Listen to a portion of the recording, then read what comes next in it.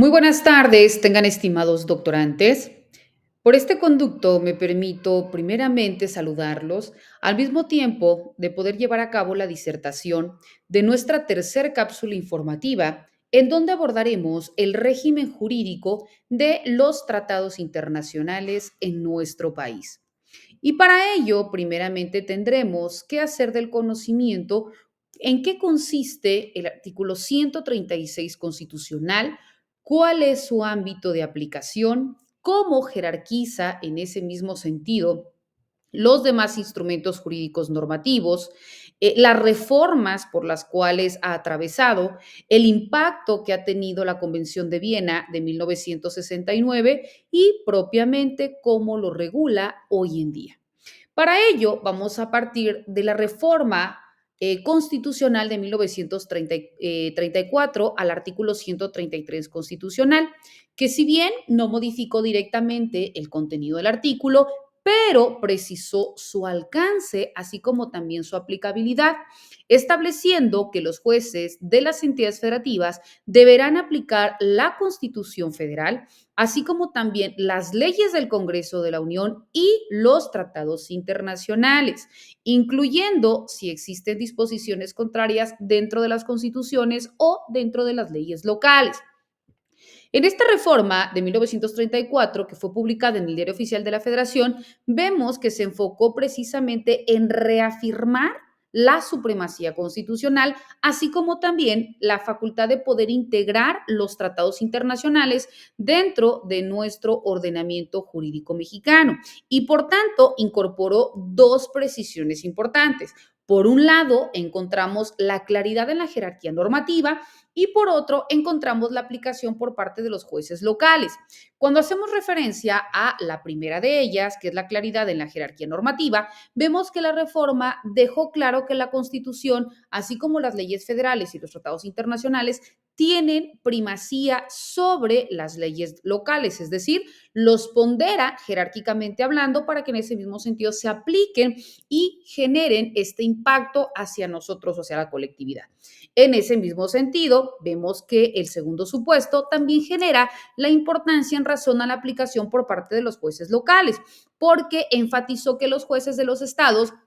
deberán aplicar la Constitución, las leyes federales, así como los tratados internacionales, sin importar si las leyes locales establecen lo contrario. Por tanto, vemos que dentro de la reforma de 1934, si bien no implica un cambio dentro del origen del artículo, más bien genera una interpretación aclaratoria dentro del mismo y que en ese sentido tiene como objeto garantizar la uniformidad jurídica en todo el país y luego entonces asegurar que la legislación federal y los tratados internacionales sean o fueran aplicados por todos los jueces, incluyendo los de las entidades federativas. Por tanto, vemos pues que la reforma de 1934 al artículo 134 constitucional fue crucial para poder considerar la supremacía constitucional, así como la integración de los tratados internacionales dentro de nuestro sistema jurídico mexicano, asegurando que tanto la legislación federal como los acuerdos internacionales tuvieran ese mismo impacto dentro de todo nuestro territorio.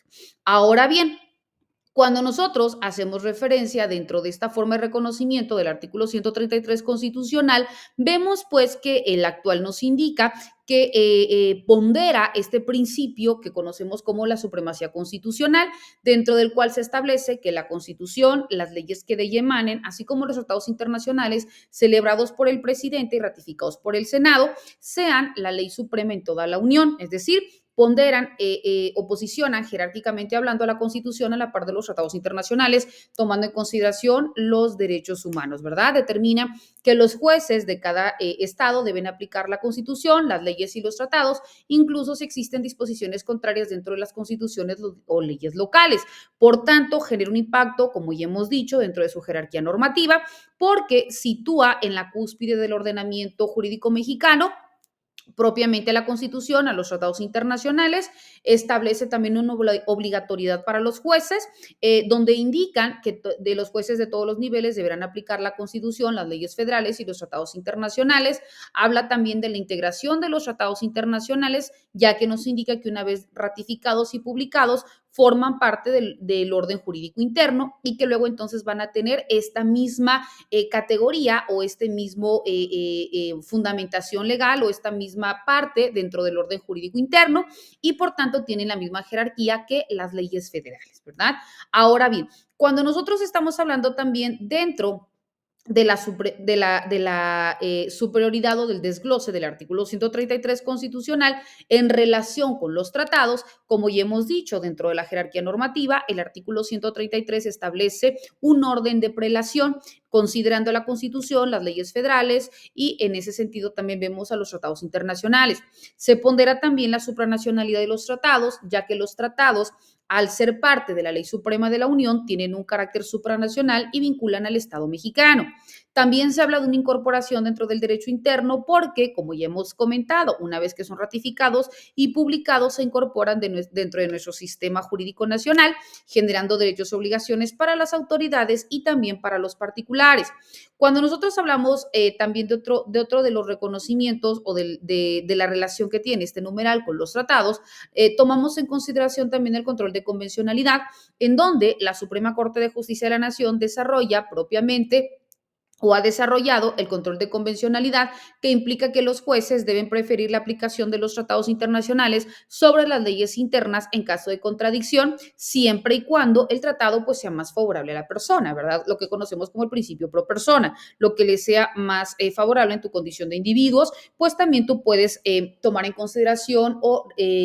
requerir a la autoridad que conozca y resuelva tomando en consideración determinado tratado, ¿no? Para que en ese sentido, bueno, te garantice de manera mucho más amplia el uso, el goce de tus derechos, ¿no? Ahora bien, cuando nosotros hablamos también de entre los tratados internacionales, vemos que este también tuvo un impacto emanado de la Convención de Viena sobre el derecho de los tratados, que fue adoptada en 1969, en donde vemos que es un tratado internacional dentro del cual se establecen las normas y los principios que rigen la creación, la interpretación, la aplicación, las reservas, las enmiendas y también la terminación de los tratados entre los estados. Y esta es considerada por la Constitución, es considerada como la Constitución de los tratados internacionales, puesto que codifica y va desarrollando progresivamente las normas consuetudinarias sobre los tratados. Dentro de esta Convención de Viena de 1969 se establece que emite propiamente una definición acerca de un tratado y lo reconoce como un acuerdo internacional que es celebrado por escrito entre estados y que es regido por el derecho internacional, ya sea que conste en un instrumento único o en dos o más instrumentos conexos. Dentro de esta celebración de los tratados también reconoce o establece los procedimientos para la negociación, para la adopción y para la autenticación del texto en vigor que se va a tomar en consideración al momento de suscribir o celebrar un tratado. Cuando entre en vigor es cuando determinan las condiciones para que éste pueda ponerse en práctica y generalmente cuando un número determinado de estados han expresado su consentimiento para poder obligarse entre sí. Ahora bien, cuando nosotros hablamos también dentro de la Convención de Viena, es importante citar que se toman en consideración las reservas, puesto que también deben comprenderse las reservas a los tratados y las condiciones para su formulación, para su aceptación y para su retirada. También comprende la nulidad, la terminación y la suspensión. Por ello, se establecen las causales de unidad, determinación y de suspensión dentro de los tratados para que todas las partes pues tengan esa misma garantía y protección, así como también esa obligatoriedad dependiendo de las circunstancias que dentro de la celebración de los tratados, pues vaya a sujetarse cada uno de los estados, ¿no? Y de manera genérica vemos, pues, que la importancia de la convención radica en que se establece una codificación del derecho consuetudinario, puesto que la convención codifica muchas normas consuetudinarias sobre tratados, proporcionando seguridad jurídica y también proporcionando claridad en las relaciones internacionales. Es considerada como la base para el estudio de los tratados, puesto que es el punto de partida para el estudio de cualquier tratado internacional dentro del ámbito del derecho internacional público. También fomentó las relaciones pacíficas porque se establecieron normas claras y precisas que contribuyeron, sin lugar a dudas, a generar una estabilidad y también a fomentar las relaciones pacíficas dentro de los estados. Bueno, estimados doctorantes, vemos pues qué tan importante es que nosotros conozcamos el origen de los tratados internacionales, con cuál fue la razón del por qué se crearon, que generan también esta certeza jurídica para los estados que lo suscriben, pero también a nosotros en lo individual, cuando existe una ponderación, ¿verdad? O un reconocimiento mayormente descrito, contemplado dentro de las normas en un instrumento jurídico internacional y en nuestro país lo contempla, pero quizás de una manera no tan amplia, pues entonces también podemos invocar para que se nos proteja, se nos garantice o incluso se nos resuelva tomando en consideración algún instrumento jurídico en específico de índole internacional. Vemos que estos y otros temas son los que vamos a continuar desarrollando de manera precisa en nuestras sesiones virtuales, quedando como siempre a sus apreciables órdenes. Les deseo el mayor de los éxitos. Hasta luego.